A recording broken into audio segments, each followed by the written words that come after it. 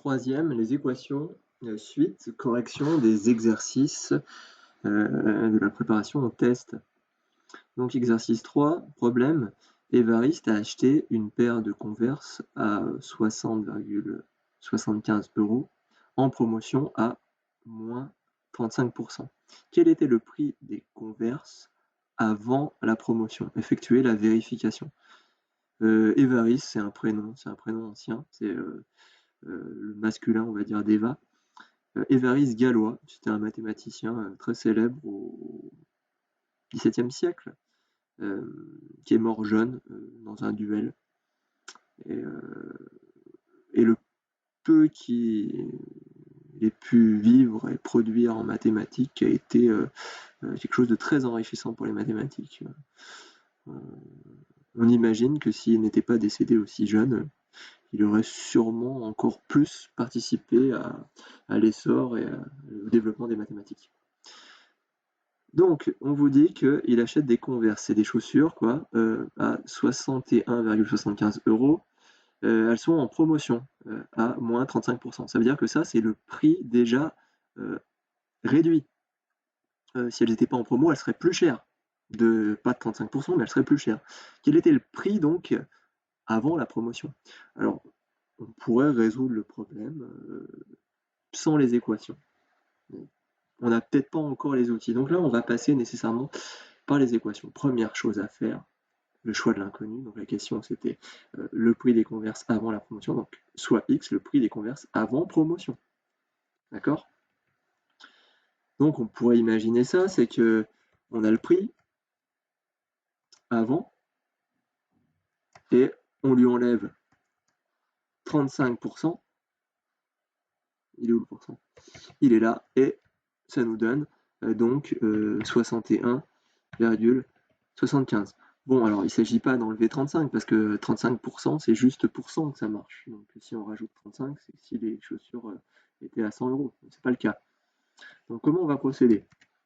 Eh bien déjà on va remplacer le prix par l'inconnu, X.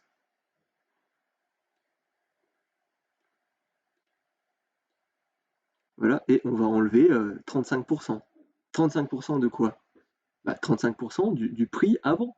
Comment on calcule le pourcentage? Eh bien, on multiplie le prix par le pourcentage, c'est-à-dire 35 sur 100. Voilà. Et là, comment je fais? Eh ben, je prends ma calculatrice, en fait. Je sais pas si... Bon, en fait, c'est facile. X, c'est 1x. Et puis, moins x fois 0, fois 35 sur 100. Eh bien, 35 sur 100, c'est 0,35. Donc, ça donne 0,35x. Égale 61,75. Bah oui, c'était aussi simple que ça.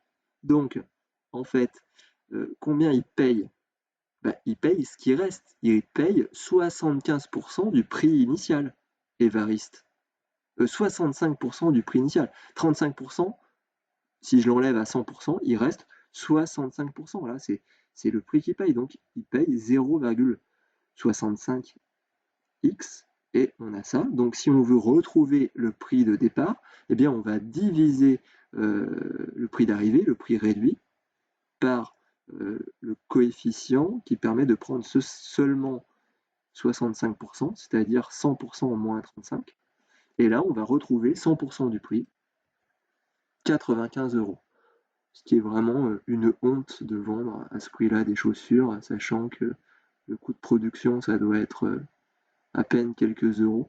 Main-d'œuvre et matières premières confondues, effectivement, on doit être même en dessous de 1 €.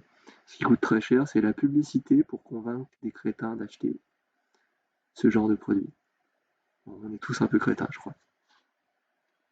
Il fallait faire la vérification. Donc on va recalculer 35% de 95 pour voir si ça donne bien 61,75.